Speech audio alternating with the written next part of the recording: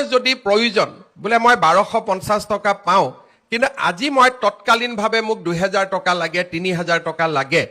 তেতিয়াহলে আপোনালোকক আমি এটা ভৱিষ্যতৰ দিনত সুবিধা কৰি দিম যে আপোনালোকে সুদত কাৰো পৰা টকাটো লব নালাগে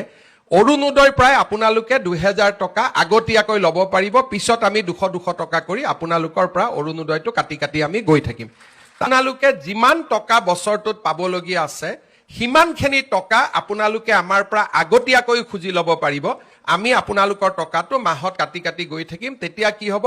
বিনা সুদত আপোনালোকে এডভান্স লব পাৰিব তেতিয়া বুলে মই অক্টোবৰ নৱেম্বৰ মাহৰ অৰুণোদয়টো মোক আজিয়ে লাগে মোৰ ল'ৰা ছোৱালী কৰবাত এডমিশন দিব লাগে বা কিবা বেমাৰ হৈছে মোৰ ঘৰত বিপদ হৈছে আপোনালোকে অৰুণোদয়টো আমাৰ পৰা আগতে ললে আমি আপোনালোকক মাহত কাটি কাটি কাটি কাটি দি থাকিলো তাৰ মানে 15000 টকাৰ 10000 বা 8000 টকা আপোনালোকে যাতে আমাৰ পৰা আগতীয়াকৈ লব পাৰে তেনেকুৱাও এটা নতুন কাম এটা আমি আৰম্ভ কৰিম